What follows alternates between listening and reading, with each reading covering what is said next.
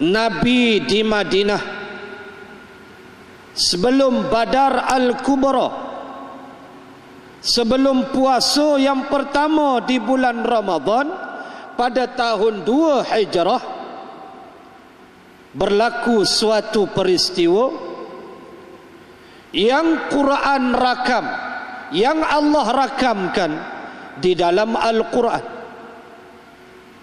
Peristiwanya ialah bagaimana Rasulullah sering taqalluba wajhika fis sama.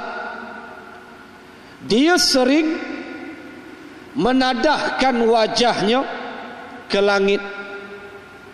Nabi keluar rumah, Nabi pandang langit. Lama Nabi berdiri depan pintu, Nabi tengok langit. Ia berlaku bulan ke-16 tahun 4 bulan Nabi di Madinah. Lama Nabi melihat langit. Dekat 5 minit pandang langit, Nabi berjalan semula. Begitulah yang Nabi buat. Rupa-rupanya Rasulullah memandang langit kerana menanti kedatangan Jibril alaihi salam, supaya Jibril membawa wahyu dengan izin Allah, supaya Rasulullah bersolat berkiblatkan Masjidil Haram, tidak lagi berkiblatkan Masjidil Aqsa. Walhal Masjidil Aqsa itulah kiblat pertamanya, dan Nabi pernah sampai di situ dalam Isra. Lalu bila hijrah ke Madinah, Rasulullah dan sahabat bersolat kiblatnya Al-Aqsa. Tiba-tiba Rasulullah macam buang, orang Melayu kata macam buang tabiat, jalan pandang langit, jalan pandang langit. Itulah kerja Nabi, menanti-nanti Jibril, bawalah wahyu segera untuk aku pindah kiblat daripada Al-Aqsa menuju Masjidil Haram.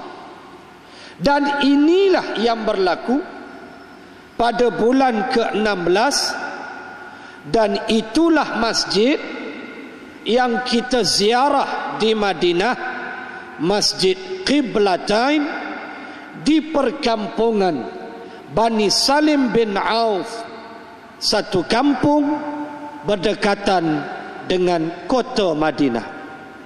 Baik, bila kita bersolat menghadap Masjidil Haram, dan Nabi pula semacam tidak sabar, hendak sangat pindah kiblat setelah 16 bulan berkiblatkan Al-Aqsa.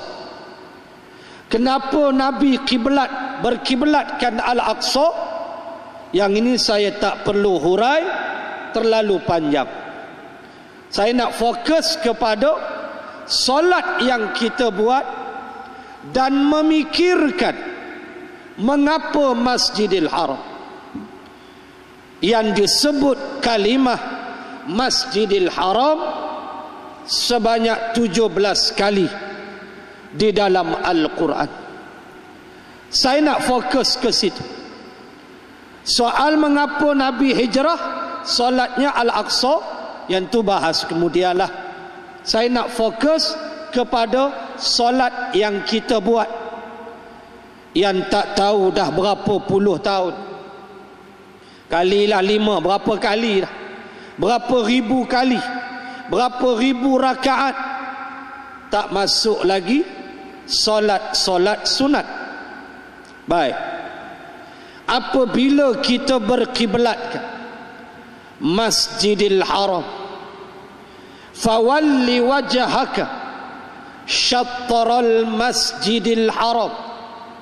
Allah turunkan ayat itu 144 Al-Baqarah.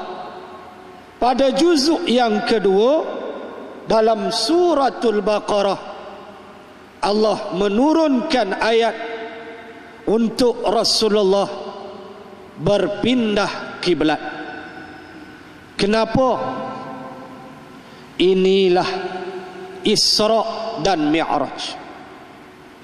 Kerana di dalam Isra dan Mi'raj ada cerita akidah, ada cerita memisahkan diri dari kepimpinan yang zalim, ada cerita masalah berpegang dengan iman, akidah, walau terpaksa menghadapi susah dan payah.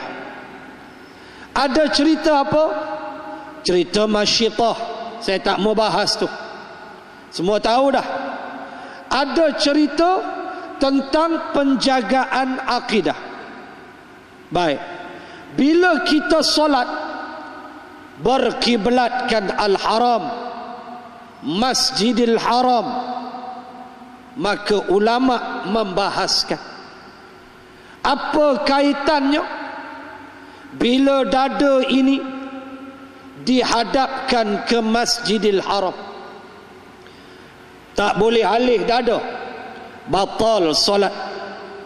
Batal solat kalau dada kita berkalih. Tak sengaja, tu cerita lain. Dengan sengaja mengalihkan dada, solat kita batal, kena takbiratul ihram yang lain. Mengapa sampai ke tahap itu? Walaupun masalah kiblat termasuk dalam masalah zon yang boleh diijma'kan, boleh dimesyuaratkan sesama kita, sekiranya